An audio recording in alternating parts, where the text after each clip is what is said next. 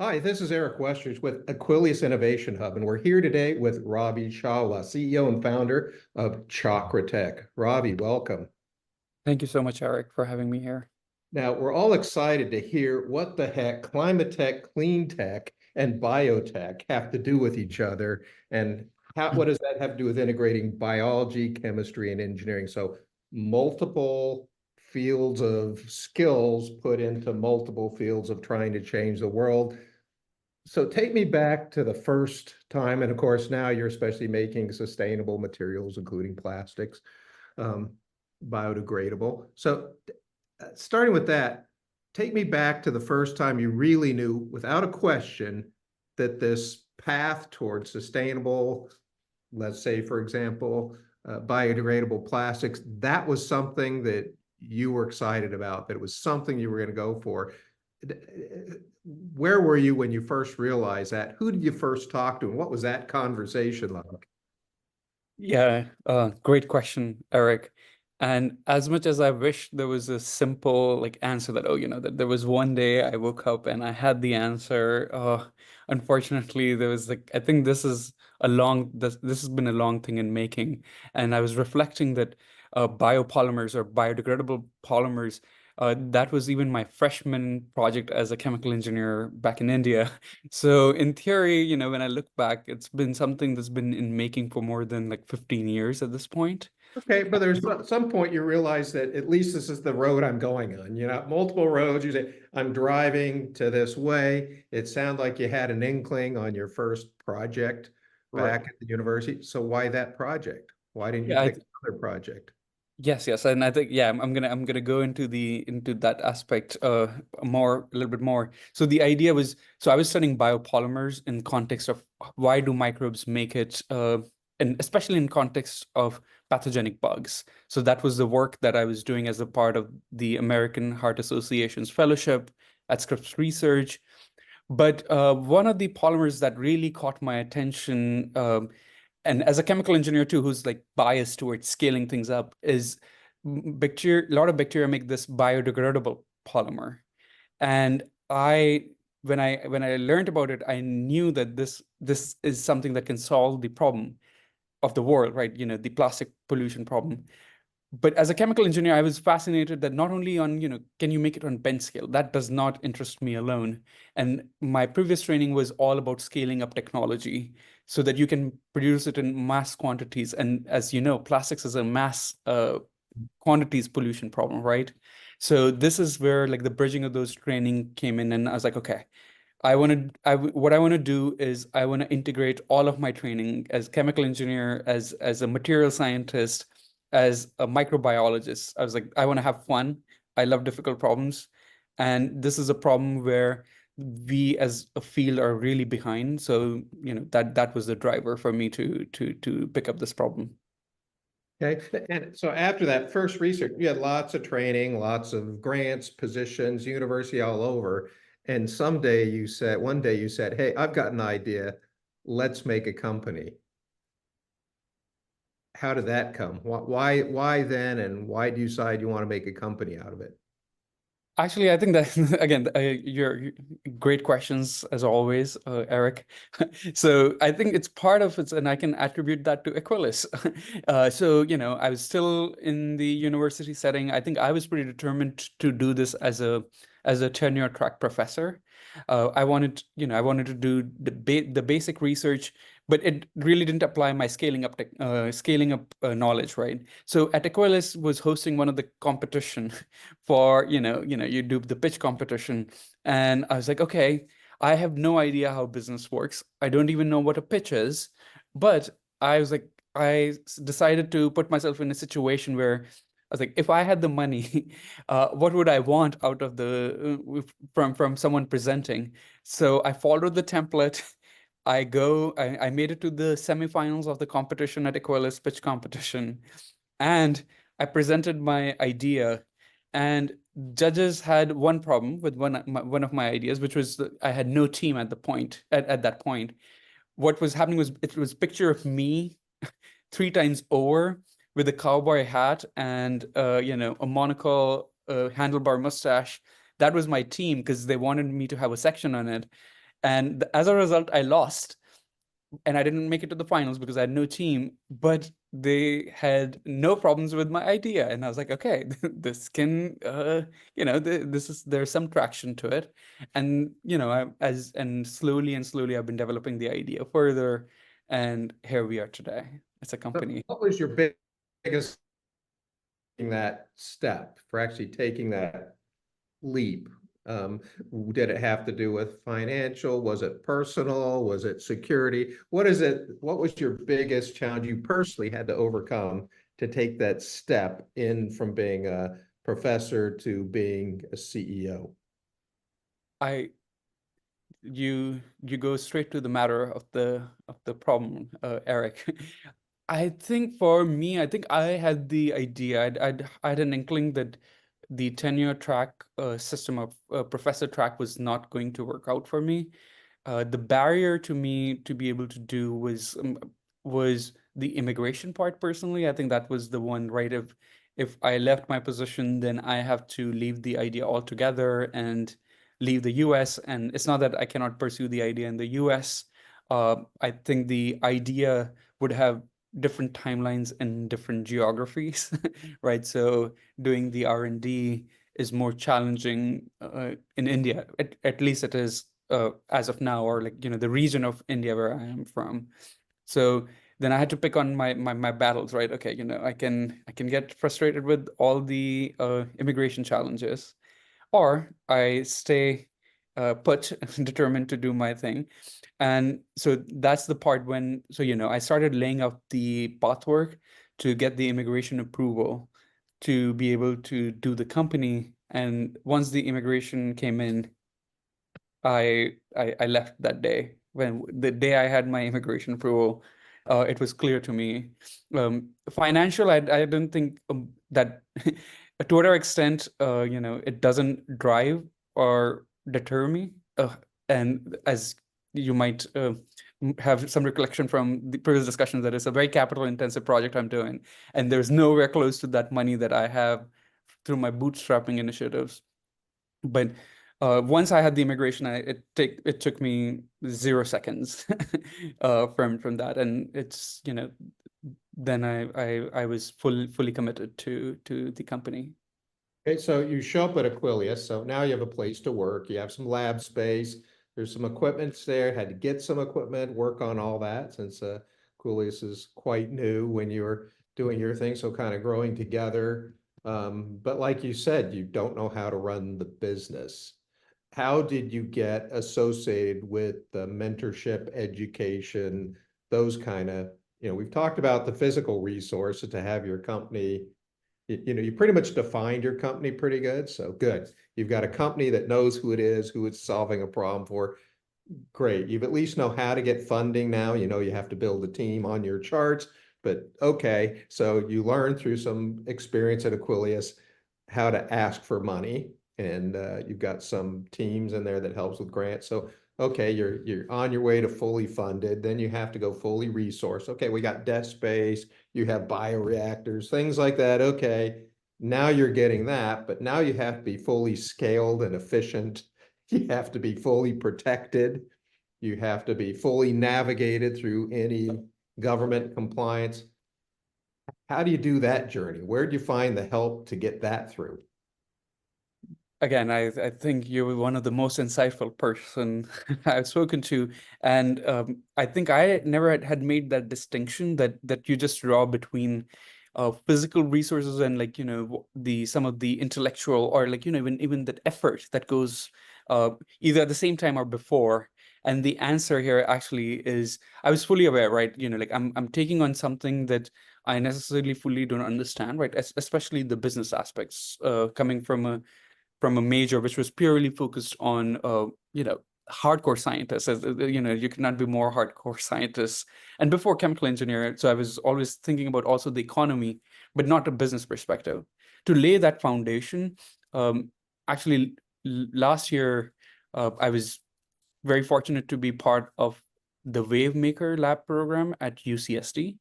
It is a program which assigns you mentors. So there are 10 council members, extremely accomplished mentors from very different fields.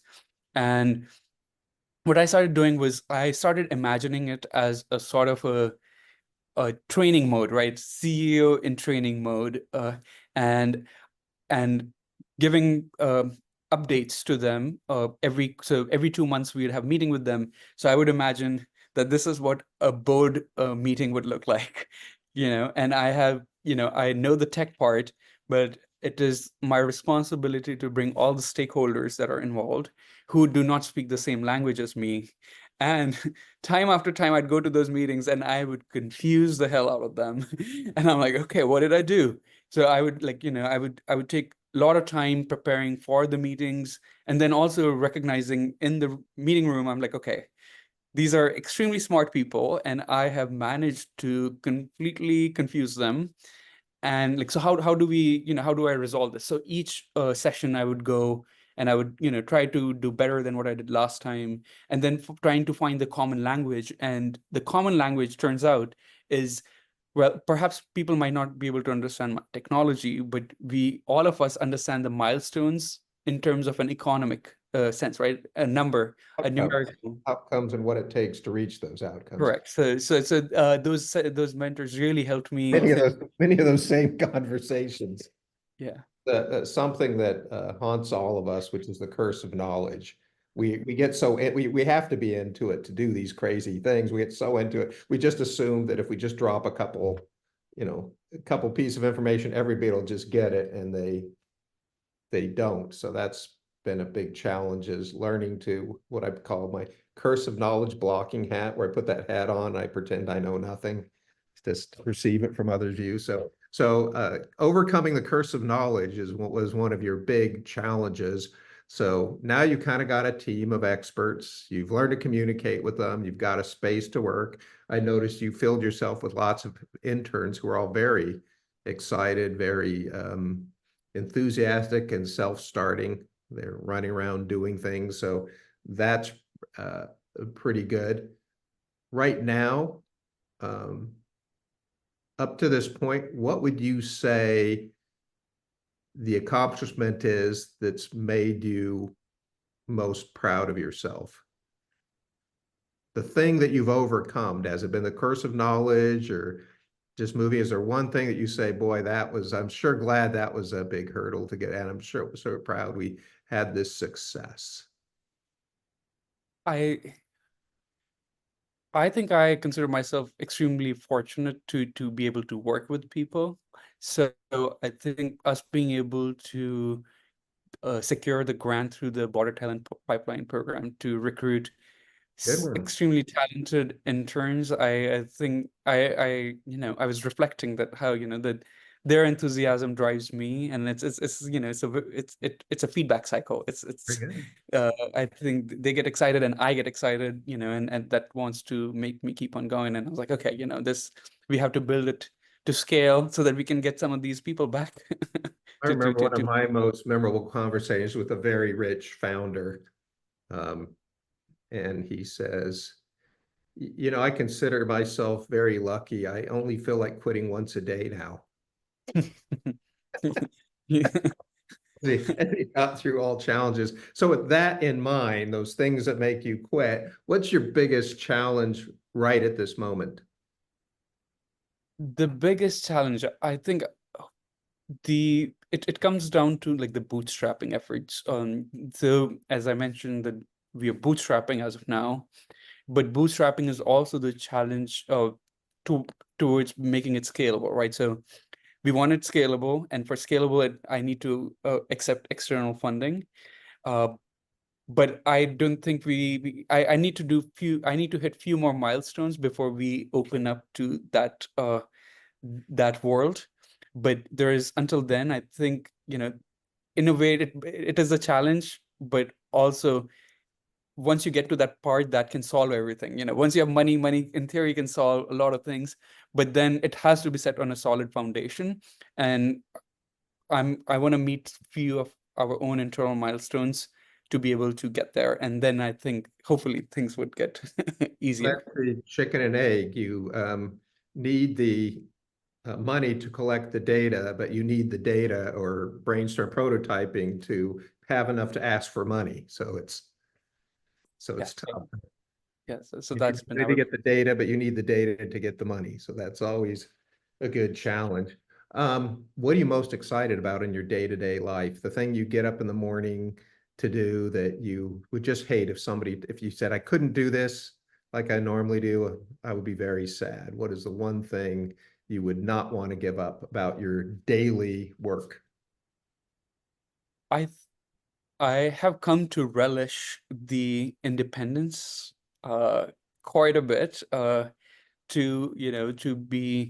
to be only accountable to yourself in a way, right? To have no one to be accountable for, and yet your own self. It's such a paradox that, oh, you're not you could do anything that you want, yet you come do this. So I think the freedom and the freedom of pursuing the idea and being able to be able to define that vision, I think that is just so liberating to not be following someone else's vision, but to define, right? Like, either I can complain that there is no vision. Now I am the one who gets to define the vision and be responsible for executing it. I think that is really, I think that's very liberating and motivating in its own way. So I think that it perhaps is internal to me, but I think that it's a very powerful driver. Very good. So let's talk about the impact on the world. You found a way to make these biodegradable polymers. You're looking for different ways to do that. For example, plastics is a really good one. What is the first impact you think that somebody else will feel that's not associated with you at all? The first time somebody outside Chakra Tech or anything else says, "Oh, wow, my life has changed." How do you think that first impact that the average person will see, what do you think that impact will be to them? Oh, you mean like temporally, time-wise, when like, And what is it? I mean, I'm one oh, day, my life is this way, and the next day I go, it's changed somehow because of Chakra Tech. I'm not going to go, oh, he figured out how to do this biopolymers right. and things. That's not going to be the average person. The average person is going to say, this is cheaper, faster, better. I can feel better using this product. What do you think that first major impact to the world is going to be based on Chakra Tech and what you're doing? I think you provided a great framework. I think I would say more, we would lean more towards on a better world, right? So the current plastics, the fossil fuel derived plastics, they take forever to degrade, almost 400 to 500 years. This one degrades in less than 6 months, 90 days to 180 days. So a product made out of this biodegradable plastic, instead of it lasting in a landfill forever, it can degrade faster. And specific product that we are thinking, we are going after the flexible food packaging market. And we already are in conversation with some of the other companies. So, there are companies which want to be sustainable, but they have no idea how to get there. What are the things that matter? Okay. So So as one way, I may be working for a company and I get to check off the sustainable box, which makes my marketing good, makes mine, and the consumers are saying, oh, I can feel better buying this product, even though they probably don't fully understand yet the long-term impact of things not sitting in landfills, but we all know it's good. So probably the first thing is the people that'll like it the most of these companies that get to buy your product and they can say, look what we're doing with our packaging. We care about you and the world, and the consumers go, oh, I can feel better about spending my money. Of all the multiple different things you could do, we're talking maybe a few years out, more years out, the potential is much higher. But the initial impact, of course, is people understanding that they can actually do something and be part of a more sustainable world right away. Is it going to cost them more to do it? So it does follow the economy of scale, right? So this at smaller production scale, it is going to be our projections right now shows that that is going to remain the case as well. The other part to this is inherently like the manufacturing, or bio-based manufacturing, that is not at the same technology maturity level as the petrochemical industry, which has had century to mature, right? So you can't compare the costs that comes out of Right, but you can say the infrastructure isn't there. So initially it's going to be like buying the first Tesla. It's more expensive, but you see in the long term it getting as cheap or even cheaper in the future as infrastructure comes. Oh, for sure. I think in my vision is that this is the future of manufacturing. There is no way around it. And even like, a lot of people might, think that it is initially for next decade or so, it might remain like, slightly more expensive. But if you want to think about the feedstocks of future or the technology of manufacturing, the way world is moving towards very aggressively for a decarbonized world, right? So the feedstocks are greenhouse gases, and that goes very heavily into the cost of the material perspective eventually, right? So if the feedstocks are cheaper in future, it makes that much cheaper for us to make this biodegradable plastics. So it is the future of manufacturing. There is no doubt in my mind, but as you know, none of us are very good at predicting future, because I would buy those lottery tickets if I could. So it's hard to predict the exact timing of it, but a decade or within a decade from now, I think we should start seeing like that flip happen. Very good. So we'll be able to start making a better word now, but we'll see economically a flip in about a decade or so is the prediction on the table today. Yes. Based on what we know. Is there anything else you think people should know about you, Chakra Tech, bioplastics or biodegradable polymers, anything like that? Yeah, I think the only thing that comes to my mind is uh, I like saying that sustainability is a team sport, right? So no one player can alone make the change in the world. It requires a team effort from consumers to companies to people building the technology. Technology alone cannot, address technology can address the problem, but it requires participation from all the stakeholders. And so I would really encourage everybody to take part in the sustainability revolution that we are in right now, because that's the only way to drive change. And together we can bring about that change, more effectively and sooner. Okay, probably the most important question. If somebody wants to learn more about you, Chakra Tech, bioplastics, where's the best place for them to go? I would recommend checking our website, Chakra Tech Works, CHAKRATECHWORKS.com for checking out more information on our company. We are also very active on LinkedIn. We have a company page that you can follow, and I can provide that as a link to go with the video. And we come find us at Aquillius. Our lab is at Aquillius, so that would be another place to catch hold of us. And we're happy to help you get there to be a sustainable consumer, because I think the world belongs to a sustainable driven mindset. So if in any way we can help you get there, please let us know. Okay, and if you want to learn more about the collaborative ecosystem that Aquilius is building to support accelerated early stage life science companies, you can find more at aquilius.com, spelled just like my background there. And again, thanks to Ravi Chawla, CEO and founder of Chakra Tech, and playing with biodegradable plastic, biomanufacturing. Ravi, thank you for being here. Thank you so much for your time, Eric.